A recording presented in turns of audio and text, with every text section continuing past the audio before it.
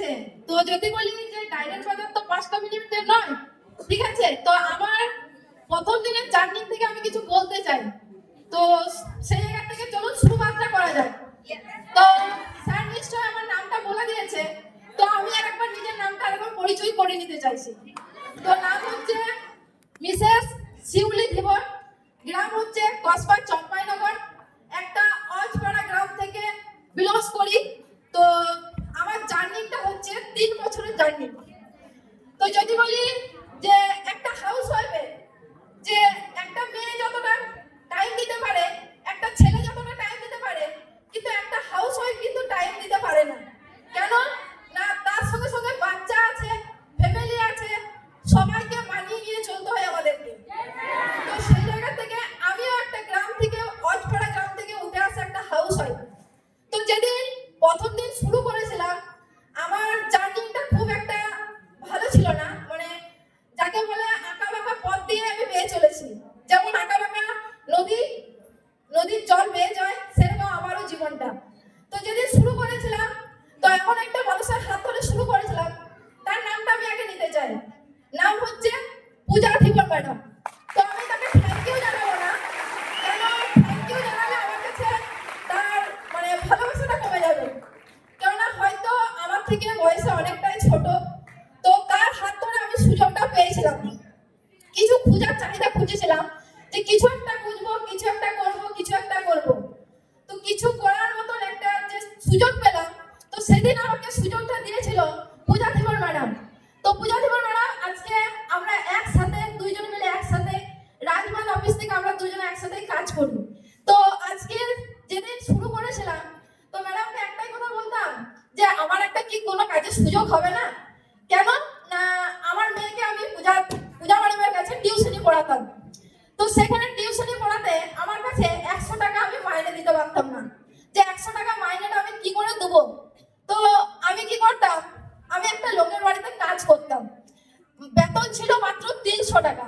পাড়া গ্রাম থেকে উঠে এসেছি, তো তো 300 টাকা বেতনে সেখানে কাজ করেছিলাম। কেন না? টিউশনের বেতন দেওয়ার জন্য। হ্যাঁ। তো সেই জায়গা থেকে হঠাৎ করে একদিন ম্যাডাম আমাকে বললো আমি পড়াতে পারবো না, আমি একটা কাজ পেয়েছি। তখন আমি বললাম ঠিক আছে, তুমি যখন কাজ পেয়েছো আমার কি সেখানে সুযোগ হবে? তো আমিও সেম, সবাই যেমন আমরা নাম অ্যাপ্লাই করেছি, সুযোগ পেয়েছি, তো সেরকম আমিও প্রথম দিনে নাম অ্যাপ্লাই করেছিলাম, সুযোগ পেয়েছিলাম। তো যে ক্ষেত্রে আমাদের প্রবলেমটা হয় কিসের? পজিশনের দিক থেকে। হ্যাঁ, সেদিনে আমারও কিন্তু পজিশনের দিক থেকে প্রচুর প্রবলেম এসেছিল। কেননা যদি বলি যে অনেকের হাজবেন্ড আছে, অনেকের বাবা মা আছে, অনেকের দাদা দিদি সবাই আছে, কিন্তু সেদিক থেকে সবাই ডিসিশন তাদের কাছ থেকে নেয়। কিন্তু সেদিনে আমি ডিসিশনটা নিজের একটা সেলফ ডিসিশন নিয়ে শুরুটা করেছিলাম, ম্যানেজমেন্ট করেছিলাম। বহুত কষ্ট করে এর কাছে তার কাছে হাত পেতেছিলাম, নিজের ভাইয়ের কাছেও টাকা চেয়েছিলাম। আমার ভাই আমাকে পুরোপুরি ভাবে বলে দিয়েছিল আমি কোনো সাপোর্ট করব না। আমার হাজবেন্ড এগোতে হাত তুলে দিয়েছিল যে কিছু করার দরকার নাই, যেমন আছে তেরকম পেরিয়ে যাবে। তো সেদিন ভেবেছিলাম যে যেমন আছে তেমন পেরিয়ে যাবে, মানে বুঝতে পারলাম না। কেন না? 100 টাকা যেদিন মেয়েটার টিউশনি আমি দিতে পারি নাই, সেদিন আমি বুঝেছিলাম যে কিছু করার দরকার আছে, নিজের পায়ে দাঁড়ানো দরকার আছে। তো সেদিনে আমার কাছে লক্ষ্মী ভান্ডারের টাকা ছিল 3000 টাকা। সেই টাকাটাকে তুলে আমি ম্যাডামের হাতে পজিশন সেট আপ করে এসেছিলাম। বাকি মায়ের দেয়া কানের দুল, সেই কানের দুলগুলো দোকানে বন্ধক রেখে এই সিস্টেমটাকে সেদিনে শুরু করেছিলাম। আর নিজের মধ্যে একটা জেদ রাখলাম যে কিছু তো করবো, মায়ের কানের গুলো যখন দোকানে বন্ধক দিয়েছি, তো কানের গুলো তো আমাকে ছাড়াতে হবে। কেন? যেহেতু ওগুলো মায়ের দেওয়া জিনিস, আমার তো নয়, মায়ের জিনিস। তো সেদিন জেদ করে শুরু করলাম। তো সেদিন থেকে আমার শুরু হলো ধাক্কা খাওয়া। মানে আগে তো ধাক্কা খাচ্ছিলাম, তো ডাইরেক্ট বাজারে সেদিন থেকে শুরু হলো আমার প্রথম দিনের ধাক্কা খাওয়া। তো একসাথে যেতাম নদী হেঁটে, অনেকটা জার্নি করে সোনামুখী অফিসে। তো সেখান থেকে ট্রেনিং নিতে যেতাম, প্রত্যেক দিন ট্রেনিং নিতে আসতে হতো। তো একটা দিন আমি ম্যাডামকে বলছি যে ম্যাডাম আমি আজকে অফিস যেতে পারবো না। কেন না? ম্যাডামকে আমি ডাইরেক্ট বলতে পারছি না যে আমার কাছে টাকা নেই। ম্যাডাম বলছে আসতে হবে। তো আমি কি করলাম, পায়ে হাঁটতে হাঁটতে শুরু করলাম। যেতে যেতে মোটামুটি আমার একটু লেট হয়ে গেছিল। তো সেদিন আমাকে ম্যাডাম একটা কথা বললো যে এত লেট কেন? তো আমি ম্যাডামকে চুপচাপ শুনে নিয়েছিলাম যে কি করে বলবো যে আমার কাছে টাকা নেই। কেননা সত্যি কথা সেদিনে বুঝতে পারলাম যে 50 টাকা কি করে ম্যানেজ করা যায়। তো 50 টাকা ম্যানেজ করার জন্য মানে কারো কাছে হাত পাততাম না, আমি সত্যি কথা বলতে কারো কাছে হাত পাততাম না, কেন দিবার মতন তো কেউ ছিল না, এখনো নেই দিবার মতন কেউ, দিবার মতন এখনই কেউ নেই। তো সেদিনে ভাবলাম যে হ্যাঁ ম্যাডাম তো আমার জন্যই বলেছিল, ম্যাডাম তো অন্য কারোর জন্য বলেনি যে ট্রেনিং টেনিতে আসতেই হবে। তো সেদিনে আমি এসেছিলাম আর ম্যাডামের কাছে একটা জিনিস শিখলাম যে তুমি এসেছো তোমার নিশ্চয় অনেক কারণ আছে। আমি বলি হ্যাঁ ম্যাডাম আমার অনেক কারণ আছে, তার জন্য আমি কিছু করতে চাই। তো সেদিন থেকে ট্রেনিং শুরু হলো, জার্নি করতাম প্রত্যেক দিন পায়ে পায়ে হেঁটে, নদী হেঁটে মাইলের পর মাইল হাঁটতাম। কেন? টোটো ভাড়া দেওয়ার মতো টাকা থাকতো না, মাইলের পর মাইল হাঁটতাম। তো হঠাৎ করে একটা দিন ম্যাডামের সাথে যেতে যেতে ম্যাডাম বলছে সাইকেল নিয়ে যাব। তো সাইকেল নিয়ে যেতে যেতে মানে পড়ে গেছিলাম, আমি তো অলরেডি সাইকেল চালাতে জানি না। তো ম্যাডামের সাইকেলে চেপে আসছিলাম, সাইকেল থেকে পড়ে গেছিলাম, পড়ে গিয়ে প্রচুর চোট লেগেছিল। সেক্ষেত্রেও কিন্তু আমি স্যারকে বা ম্যাডামকে কাউকে কোনো কিছু বলি নাই যে চোট লেগেছে অফিস যেতে পারবো না। অনেকে বলে না অফিস যাবো কি করে, জ্বর এসছে মাথা যন্ত্রণা করছে। তো সেদিন আমি তাও অফিস গিয়েছি কষ্ট করে, প্রচুর লেগেছিল পায়ে হাতে হাঁটুতে প্রচুর লেগেছিল। তো যেতে যেতে যেতে যেতে হঠাৎ করে আমাদের পানাগড়ে আমাদের শাখা ওপেনিং করা হলো, সেখান থেকে আমাদের জার্নিটা একটু কম হয়ে গেল। তো কাজ করতে করতে প্রথম র্যাঙ্ক জেড ক্লাব র্যাঙ্ক। তো 1 লাখ বিবি ম্যাচিং করা তো দুটো একটা কথা নয়। তো 1 লাখ বিবি ম্যাচিং করতে করতে জেড ক্লাব প্রথম মাইলস্টোন শুরু হলো। তো সেদিন থেকে ভাবলাম যে কিছু করার দরকার আছে। তো জেড ক্লাব মানে জেড ক্লাবের ধাপ মানে 1 লাখ বিবি ম্যাচিং করতে আর একটুকু বাকি ছিল আমার। তো সেখানে হঠাৎ একটা আমার ধাক্কা আসে। তো সেই ধাক্কাটা সত্যি কথা বলতে আমি মানে তখন ভেবেছিলাম একবার যে আমি কাজ করব না ফ্যামিলিকে দেখবো। কিরকম ধাক্কা? বাবা হঠাৎ করে আমার বাবা হঠাৎ করে মারা যায়। তো সেদিক থেকে বুঝতে পারি না যে মাকে সামলাবো না নিজেকে সামলাবো না ভাই বোন থেকে সামলাবো। কেন আমার কাছে সেই মুহূর্তে তখন কোনো কিছুই ছিল না। আর আমার যদি বলি আমি যে পরিবারে আমার বিয়ে হয়েছে সেই পরিবারের লোক আমাকে কেউ সাপোর্ট করেনি, এখনো পর্যন্ত করে না। তো সেদিন থেকে বুঝলাম যে না, মায়ের পাশে যদি দাঁড়াতে হয়, একটা মেয়ে আছে যদি তাকে ভালোভাবে মানুষ করতে হয় তাহলে আমাকে উঠে দাঁড়াতে হবে। তো বাবার 15 দিনের কাজ শেষ হওয়ার সঙ্গে সঙ্গে আমি অফিস যেতে শুরু করলাম। মা বলছে শরীর খারাপ অফিস যাবে, এতদিন উপোস করে আর করে। আমি বলছি মা কিছু হবে না, আমাকে যেতে হবে।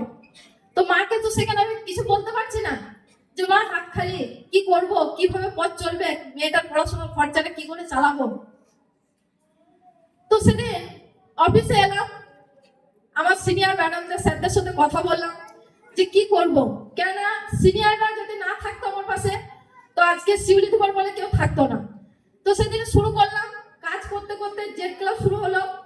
জেড ক্লাবের পর পাল ক্লাব, একটার পর একটা র্যাঙ্ক অ্যাচিভ করতে শুরু করলাম। তো শুধু র্যাঙ্ক অ্যাচিভ নয়, একটার পর একটা যত র্যাঙ্ক অ্যাচিভ করেছি তত ধাক্কা এসছে। প্রবলেম বলাটা ভুল হবে, ধাক্কা এসছে। ঘরের থেকে বের করে দেয়া, চাবি বন্ধ করে দেয়া, উঠোনে বসে রাত কাটানো, রাতের পর রাত উঠোনে বসে রাত কাটানো, এই দিনগুলো সত্যি কথা বলতে আমি একবার করে ভাবি। আর আজকে যে মাইক্রোফোনটা ধরেছি না, তো আজকে মানে কথাটা বলছি হয়তো মানে জানি না কে কিভাবে নেবেন। কেন রাতের পর রাত উঠোনে রাত কাটানো একটা মেয়ের পক্ষে পসিবল ছিল না। তো সেদিন একটা জেদ দিলাম যে মেয়েকে নিয়ে এক কাপড়ে বেরিয়ে যাব। আর মেয়েকে নিয়ে সেদিন এক কাপড়ে বেরিয়ে এসেছিলাম মায়ের বাড়িতে। কেননা মাকে একটা কথা বলেছিলাম, হয় আমাকে বাঁচতে হবে নাহলে আমাকে মরতে হবে। তো আমার মা আমাকে একটা কথা বলেছিল, মরবি কেন, যদি মারা যাস তাহলে আমাদের যাবে, আত্মপরে যাবি না। আমার মায়ের কথাটা আমাকে বলেছিল। তো আমার মা বললো তুই যদি মারা যাস আমাদের যাবি, আত্মপরে যাবি না, তাদের কিছু এসে যাবে না। তো সেদিনে মায়ের কাছে বিশ্বাসটা নিয়ে মেয়েকে রেখে দিলাম মায়ের কাছে। তো সেদিন থেকে কাজ শুরু করলাম, রুমে রইতে শুরু করলাম। ম্যাডামের সাথে রুমে রইতে শুরু করলাম। রুমে কোনোদিন খাবার জুটতো, কোনোদিন জুটতো না, রাতের পর রাত, কোনো রাত ঘুমিয়েছি, কোনো রাত ঘুমোইনি, এইভাবে আমার দিন পেরিয়েছে। তো একটার পর একটা র্যাঙ্ক অ্যাচিভ করতে করতে আজকে এক্সিকিউটিভ ক্লাব মেম্বার ঢুকেছি। তো আজকে যে এক্সিকিউটিভ ক্লাব মেম্বারটা যেটা ঢুকেছি, এটা শুধু আজকে যদি বলি আমার শুধু সাকসেসটা নয়, আজকে আমার সাথে থাকা অল অ্যাসোসিয়েট যদি আমার পাশে যদি না থাকতো, পানাগড় রাজবাঁধের চ্যাম্পিয়নরা যদি না থাকতো আমার পাশে, তাহলে আজকে আমি কিন্তু এই জায়গায় থাকতাম না। তো থ্যাংক ইউ। তো আমি প্রত্যেককে থ্যাংক ইউ জানাতে চাই। রাজবাঁধের আমার অফিসের থেকে আমাদের প্রত্যেকটা মেম্বারদেরকে আমি থ্যাংক ইউ জানাচ্ছি যে আজকে তারা যদি আমার পাশে যদি না থাকতো, আজকে আমি কিছুই থাকতাম না। আজকে যদি ইনকাম করছি, হ্যাঁ, আজকে আমার পাশে আমার সিনিয়ররা আছে, আজকে অল অ্যাসোসিয়েট আমার পাশে আছে। আজকে যদি বলি যে রাস্তায় পড়ে থাকা একটা নুড়ি কাপড়ের মতন কেউ হাতটা ছেড়ে চলে গেছিল, আবার হঠাৎ করে ভগবানের মতন একটা মানুষ এসে হাতটা সেদিন ধরেছিল। তো আজকে তিনি আমাদেরকে সবসময় লিডিং করে। তো তার নাম হচ্ছে মিস্টার শান্তনু স্যার। তো আজকে তার নিয়ে একটা হাততালি দরকার। তো যদি বলি সেই মানুষটা যদি সেদিন হাতটা যদি না ধরতো, তাহলে আজকে আমি 40 বা 50,000 টাকা ইনকামের কথা কখনোই ভাবতে পারতাম না। কেননা যেদিন 50 টাকা জোটেনি, আজকে 50,000 টাকা ইনকামের কথা ভাবছি। এবং তার সাথে সাথে শুধু ইনকাম করেছি না, তার সাথে সাথে অ্যাচিভমেন্ট, স্কুটি। হ্যাঁ, স্কুটি আমার একটা স্বপ্ন ছিল। কেন না, যে বাড়ির মেয়ের একটা সাইকেল জুটেনি, ভাঙা সাইকেলও জুটেনি, কেননা সাইকেলটা জুটবে কি করে? 4 ভাই বোন ছিলাম, মা লোকের বাড়িতে কাজ করে সংসার চালিয়েছে, বাবা প্যারালাইসের মানুষ ছিল, বাবা কিছুই করতে পারতো না। তো সেই বাড়ির যদি মেয়ে জেদ করতাম যে মা একটা সাইকেল দরকার, তো আমাকে কি দিতে পারতো? বহুত কষ্ট করে পড়াশোনাটা করেছিলাম মামার বাড়ির দৌলতে। হ্যাঁ, মামার বাড়ির দৌলতে পড়াশোনাটা করেছি। তো মামার বাড়ির দৌলতে পড়াশোনা করেছি, কোনো রকমে মাধ্যমিক দিয়েছিলাম। ইচ্ছা ছিল তো পড়াশোনার অনেকটা দূর করব, কেন ইচ্ছা থাকলে তো উপায় হয় না। তো সেদিনে ইচ্ছা ছিল অনেকটা দূর পড়াশোনা করব। তো মামারা বলেছিল ঠিক আছে, মাধ্যমিকে পাস করেছিস, এই চেষ্টা দে। তো ঘরের বড় মেয়ে, আমার মাথার মধ্যে এলো যে পড়াশোনাটা করব, মামা বাড়িতে কাছে কত হেল্প চাইবো, কত আর চাইবো যে মামা খাতা লাগবে, মামা বই লাগবে, মামা পেন লাগবে, কত খুঁজবো। সেক্ষেত্রে পড়াশোনাটা ছেড়ে দিলাম। পড়াশোনাটা ছেড়ে দিয়ে টিউশনি পড়াতে শুরু করলাম। টিউশনি পড়িয়ে যেটুকু রোজগার হতো সেটুকু আমাদের টেনে টুনে কোনো রকমের দিন চলে যেত। তো আজকে ভাবি যে আজকে যা করছি, হ্যাঁ, আজকে যতটুকু করছি বা যা করছি এবং আরো করার ইচ্ছা আছে। তো সেদিন স্কুটিটা কিনলাম, আর সেদিন আমি আমার মাকে নিয়ে গেছিলাম। কেন? আমার মা সেদিনে আমার পাশে দাঁড়িয়েছিল বলে। কেন? মা আমাকে একটাই কথা বলে, আর আমার মা সাপোর্ট করে, বিশাল সাপোর্ট করে। কেন? আজকে যদি আমি আমার মেয়েকে নিয়ে স্টেজে দাঁড়িয়ে আছি, আজকে হ্যাঁ, আমার মা, আমি তাকে টাইম দিতে পারি না, আমি আমার মেয়েকে টাইম দিতে পারি না। সকালে কি খাচ্ছে, সন্ধ্যে কি খাচ্ছে, রাতে কি খাচ্ছে, খবর নিতে পারি না। যা দেখে আমার মা, আমার বোন, আমার ভাই, ওরাই করে। কেননা আজকে এই বয়সে দাঁড়িয়ে আজকে তাকে ভাত খাই দেওয়া দরকার আছে, কিন্তু সেই মুহূর্তে এখন ছেড়ে দিয়ে আসি। কেন? আজকে যদি আমি ছেড়ে দিয়ে আসছি, 5টা বছর পর ওকে আলাদা লাইফ দিতে পারবো, এইটুকু আমি জানি। তো তার কারণের জন্য আজকে ওকে স্যাক্রিফাইস করতে হয়। মা বলে কাছে পাই না সবসময়। কেন? আজকে আমি যখন মাকে ছাড়া থাকছি, সেরকম ও মাকে পায় না, মাকে ছাড়া থাকে, স্যাক্রিফাইস করছে। আজকে স্যাক্রিফাইস করছে মানে কি আমি জানি, ডাইরেক্ট বাজার 5 বছর পর আলাদা কিছুই করতে পারবো, এইটুকু আমার বিশ্বাস। তো থ্যাংক ইউ ডাইরেক্ট বাজার, থ্যাংক ইউ আমাদের ডাইরেক্টর সাহেবা এবং Sumlan sir, Joy sir, thank you sir, এবং আমাদের মিসেস নবরত্ন রাখুলিয়া ম্যাডামকেও থ্যাংক ইউ, এবং বাঁকুড়ার কোর কমিটি মেম্বার প্রত্যেক জনকে থ্যাংক ইউ সো মাচ, এবং অল চ্যাম্পিয়ন